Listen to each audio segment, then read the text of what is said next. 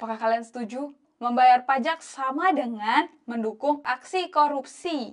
PPN yang katanya bakal naik Januari 2025 sebesar 12%. Nah, ini sebenarnya membuat gabungan industri pariwisata sedikit khawatir karena industri ini cerdas banget komentarnya. Terus kenaikan PPN 12% juga bisa daya beli menurun, pengusaha merugi, bisa PHK pegawai, juga angka pengangguran meningkat, dan angka kriminalitas kemungkinan juga ikut meningkat. Kita doakan yang terbaik ya. Yaitu membayar pajak sama dengan mendukung aksi korupsi. Ya, apakah kalian setuju?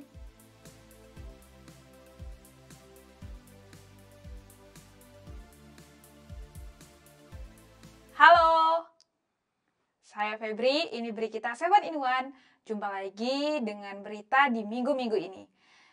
So, teman-teman, di balik berita yang mau kita kabarkan ini, ada sedikit bingung sih, sebenarnya mau naik atau turun, yaitu tentang PPN, yang katanya bakal naik Januari 2025 sebesar 12%, yang tadinya 11% yang diberlakukan pada April 2022 jadi 12%, yang akan berlaku pada 1 Januari 2025.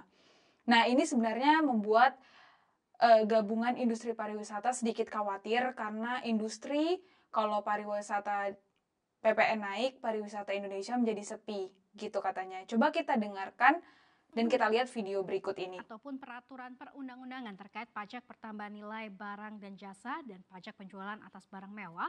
Objek yang dikenakan PPN diantaranya yang pertama adalah... Oh, jadi gini, daftar barang dan jasa yang dikenakan PPN yang 12% itu ada tentang jasa, barang dan jasa gitu, juga tentang impor. Coba kita dengar lebih jelas lagi. Sebetulnya ekonomi Indonesia cenderung lesu, bahkan tanpa kenaikan PPN.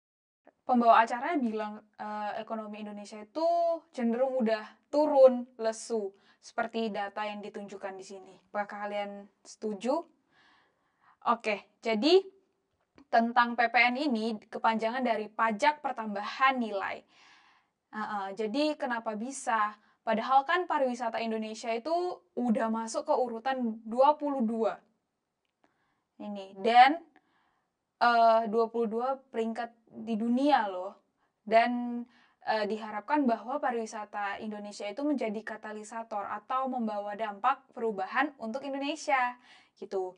Coba kita lihat ya, apakah benar udah pariwisata Indonesia itu nyampe peringkat 22? Daya saing pariwisata Indonesia naik 10 peringkat ke peringkat 22 dunia pada tahun 2023 berdasarkan Travel and Tourism Development Index atau TTDI. Peringkat ini berada di atas negara-negara ASEAN lainnya seperti Malaysia, Vietnam.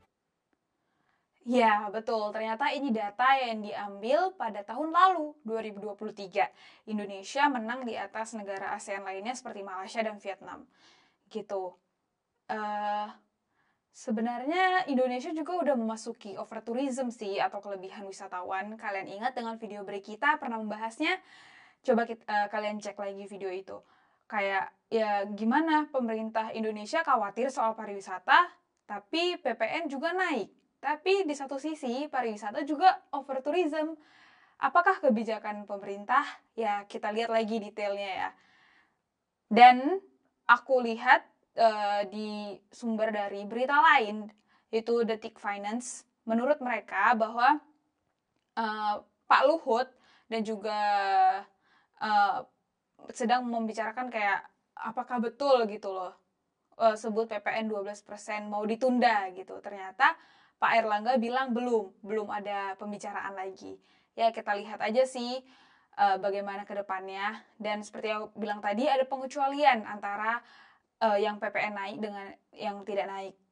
Di antara lain yang dikecualikan adalah barang kayak beras, sayur mayur, bumbu-bumbuan segar. Terus kalau jasa seperti kayak keagamaan, terus kesenian dan hiburan, tata boga atau catering itu tidak termasuk. Nah, jadi untuk berita yang selanjutnya apakah ada kaitannya dengan PPN naik? Kita lihat coba ya.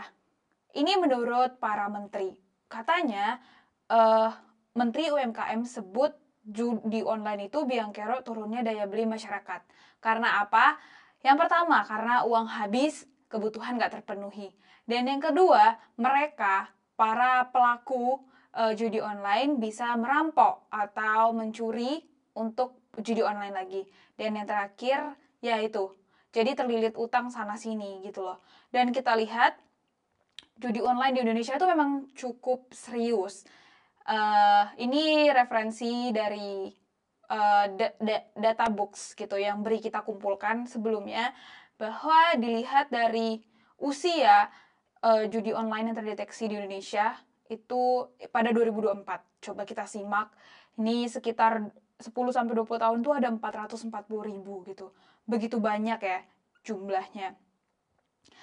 Terus kasus yang lain seperti anak bukan, ini adalah pembunuhan ya. Seorang anak berusia 48 tahun gitu yang membunuh ibu kandungnya karena ya kasus judi online. Dan juga yang kedua adalah seorang ibu umur 52 tahun menghabisi anaknya yang berumur 29 tahun karena kesal karena judi online. Dan yang terakhir adalah kasus tahun 2023 adalah sebanyak 10 kasus maksud saya.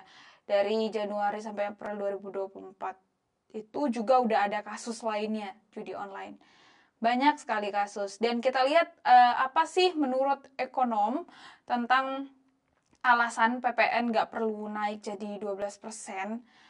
Bahwa disimpulkan sebelumnya, Indonesia itu menjadi salah satu negara di ASEAN yang punya PPN tertinggi gitu. Sedangkan di Malaysia hanya 6%, Singapura hanya 7%, dan Kamboja 10%. Dan ada dua kesimpulan dan juga satu efek, yaitu yang pertama adalah kayak struktur dalam tarif PPN yang tinggi ini bisa mempertimbangkan antara lain kayak pendapatan per kapita gitu, struktur ekonomi stabil, dan yang kriteria kedua itu untuk ekonomi stabil kayak gitu. Salah satu indikatornya adalah untuk dilihat dari inflasi yang rendah dan ekonomi domestik yang kuat. Untuk kata inflasi ini cukup panjang untuk dijelaskan di sini. Nanti videonya nggak selesai lagi. Jadi mungkin lain kali kita bisa buat video tentang inflasi gitu. Dan efeknya adalah ini kayak kenaikan PPN ini berdampak pada potensi nilai ekonomi hilang mencapai 79 triliun. Selain itu ya konsumsi rumah tangga juga menurun 40 triliun. Seperti itu. Dan untuk sebelum kita lebih dalam lagi membahas soal PPN naik ini, menurut saya jumlah uangnya itu sama, baik yang dibelanjakan oleh masyarakat atau yang dibelanjakan oleh pemerintah. Masyarakat atau pemerintah, siapapun itu yang membelanjakan uangnya dengan lebih efisien dapat menciptakan lebih banyak nilai ekonomi gitu, dan akan membelanjakan lebih banyak uang. Bagaimana sih dampak PPN buat masyarakat, dan juga pemerintah itu bisa mengerjakan apa dengan PPN ini gitu. Dan sebelumnya adalah uang itu mengalir ke pemerintah dan ke masyarakat. Kita bahas dari masyarakat dulu ya.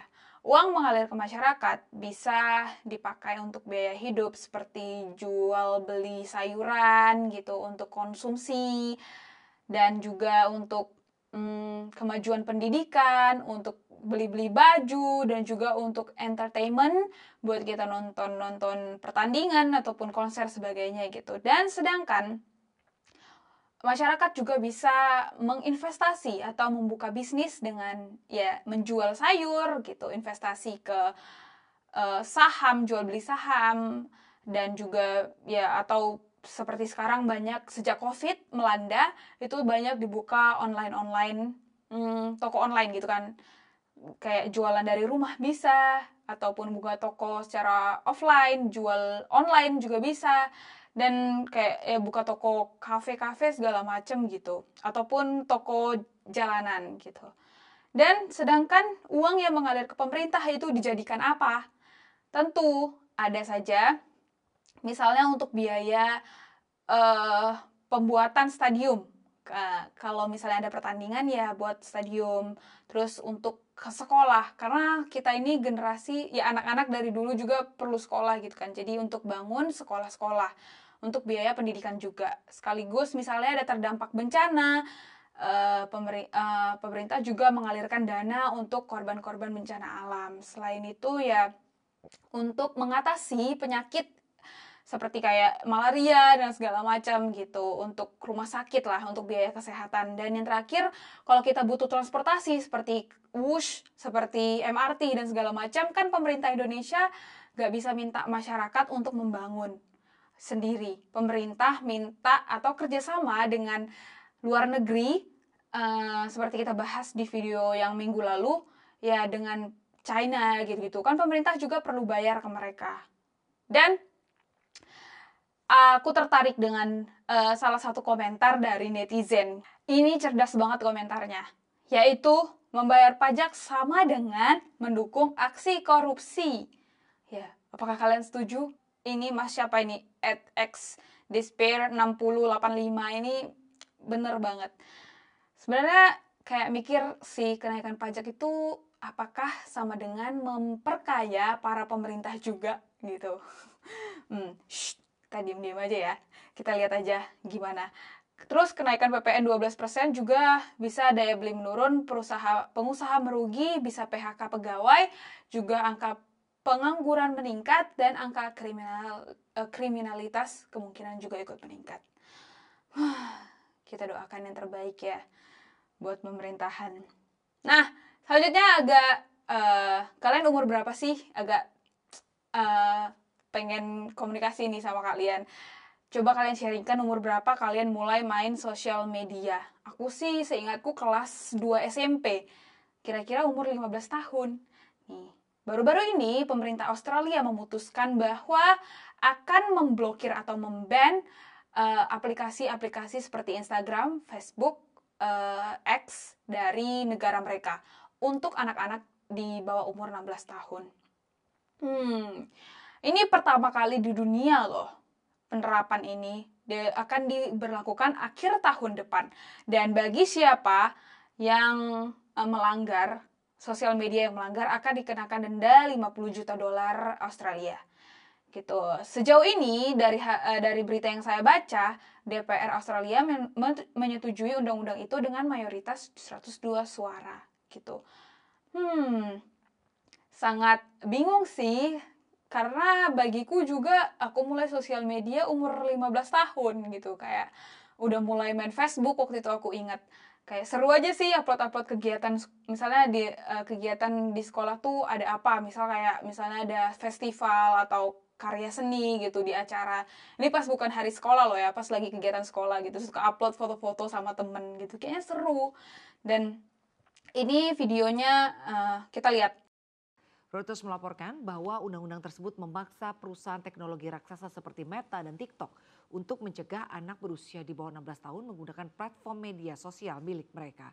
Ya, ada yang menyebutkan 50 juta Australia, ada juga yang menyebutkan 30-an, sekitar segitulah ya.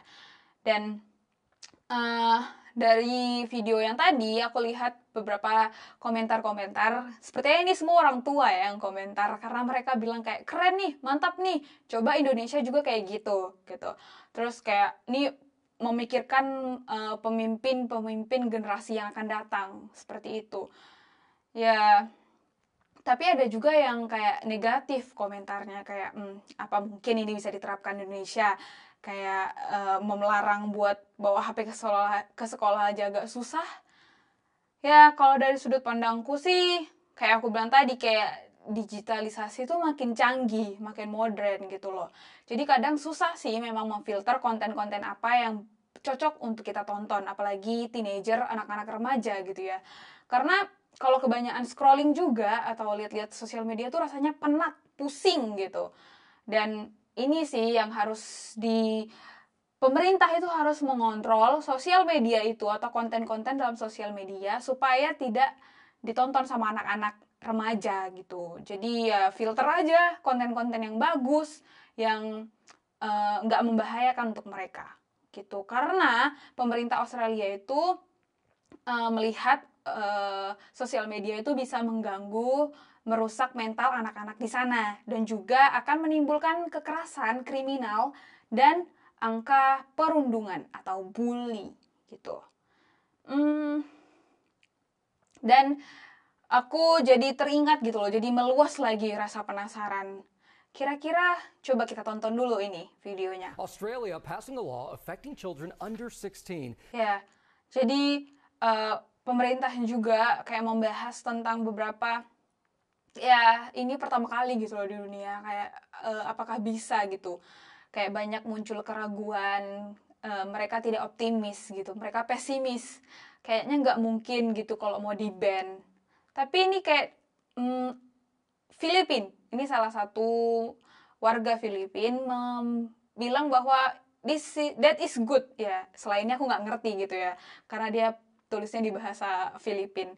Jadi ya negara lain juga menyetujui gitu, nggak hanya Indonesia aja, juga kayak di US mereka juga berharap bahwa pemerintah melakukan hal yang sama di US. Nah, ada muncul keraguan gitu, kayak apakah ini bagus gitu loh, kayak buat umur-umur mereka yang perlu sosial media, terus kayak ya government, pemerintah aja kayak nggak bisa handle masalah-masalah perbaikan jalan ataupun masalah-masalah pemerintah. Kenapa mau menghandle urusan orang tua gitu loh, tanggung jawab orang tua gitu. Dan selain itu, setuju lainnya adalah seorang guru. Ini menurut pengalaman pribadi dia ya. Kayak selama COVID, anak-anak remaja itu banyak menghabiskan waktu di sosial media. Jadi ya udah mulai gitu loh. Jadi ini sih yang aku dapat dari komentar tadi, kayak ya itu udah berdasarkan pengalaman si guru itu. Dan HP itu perlu untuk telepon orang tua kalau misalnya anak-anak dalam keadaan darurat. Jadi yang ditelepon ya orang tua, harus ada HP gitu loh. Nah ya perlu komunikasi lagi lah pokoknya dengan cara mengontrol pemerintah, mengontrol konten-konten sosial media gitu. Dan betul bahwa ini adalah pekerjaannya orang tua gitu loh. Orang tua yang harus mengontrol anak-anaknya, bukan pemerintah gitu. Kayak menurut kalian penasaran nggak sih apa respon anak-anak muda? Tadi kan kita bahas kayak respon orang tua semua. Nah ini anak-anak remaja yang merespon. Kita lihat coba. Ini remaja di Belgia ya. Je serais un peu choquée parce qu'ils auraient dû avertir ça et je trouverais ça aussi Ya anak perempuan cantik ini bilang bahwa harusnya pemerintah atau ya harusnya dikasih tahu dulu ke mereka gitu, ada info-info kalau misalnya sosial media mau di-ban.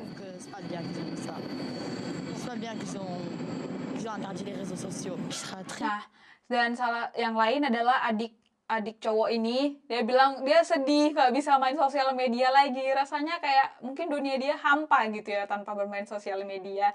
Kayak ya dia punya waktu luang, free time, tapi mau ngapain gitu loh, gak bisa main sosial media juga misalnya, ya gimana lagi gitu ya. Terus ya kalau misalnya sosial media itu jelek untuk orang dewasa dan pemerintah, ya harusnya orang dewasa pemerintah nggak ada alasan untuk itu nggak sih? Kayak misalnya apa sih caranya buat mengontrol Facebook, Instagram dan sebagainya? Ya gitulah. Dan ada kejadian-kejadian sih kayak di sekolah misalnya, ada nih kejadian di satu negara kayak bawa cutter. Ini kejadian di negara Taiwan gitu, bawa cutter ke sekolah, anak sekolah terus pakai cutter itu buat membunuh, begitu, membunuh teman sekelasnya. Jadi ya gimana tentang pisau, apakah sama aja gitu? Pisau juga dilarang dong untuk anak di bawah 16 tahun gitu. Berarti harus dilarang juga kan untuk bermain pisau di bawah umur 16 tahun gitu. Selain itu ada kayak salah satu kejadian juga di Discord. Discord itu adalah sebuah media komunikasi untuk pengguna bisa ngobrol melalui teks, suara, atau video. Jadi selama ini mengalami kesalahan juga karena ditemui ada penculikan, kayak serangan seksual, kekerasan gitu-gitu. Dan ini juga lagi diselidiki gitu loh oleh Washington Post, dan remaja rentan untuk diperas, melakukan tindakan merendahkan atau dan kekerasan oleh pelaku kekerasan gitu. Jadi sebenarnya nggak baik juga gitu loh. Ini bisa tindak kekerasan juga, anak-anak kecil bisa, kalau misalnya main ini, mereka itu bisa salah menggunakan, jadi kayak bisa main game gitu kan. Jadi gamesnya itu games yang nggak baik gitu loh. Ada juga kayak perjudian. Dan salah satunya adalah ada paper, Indonesia paper, yang menyebutkan bahwa ini adalah kecanduan judi online pada usia dewasa. Ya, diawali dari Discord gitu. Kayak ya ini sih kayak permainan ya seperti kalian tahu kayak gacha gitu-gitu kan, juga salah satu yang menyebabkan adanya judi gitu. Mirip-mirip lah gitu menurutku. Dan ini pun server Discord ini udah diteliti gitu loh, identik dengan games yang jarang ditemukan oleh server yang memiliki hobi judi online gitu. Ini digaris bawahi bahwa meskipun server Discord yang diteliti identik dengan games, tak jarang pula ditemukan anggota server memiliki hobi judi online. Jadi sebenarnya Discord ini masih perlu diselidiki lagi. Kayaknya mengandung unsur-unsur judi online gitu. Nah, ini yang kita dapatkan dari video hasil research kayak sebelah kiriku, bagaimana otak manusia saat memenangkan judi online gitu. Ada perbedaannya kan, dan yang sebelah kanannya itu ketika dia kalah judi online. Judi online itu bisa merusak otak kita, kayak kita jadi kecanduan, kita jadi pengen lagi, ada rasa seperti itu loh. Jadi banyak hal lah yang bisa disebabkan dari judi online. Udah kita bahas tadi sebelumnya. Nah, jadi itulah 3 berita yang udah kita bahas di awal. Jadi kami istirahat dulu. Kita akan bahas di video selanjutnya. Ada tentang Taiwan dan Indonesia, juga tentang pertengkaran antara manusia dan juga hewan. Jadi jangan kemana-mana.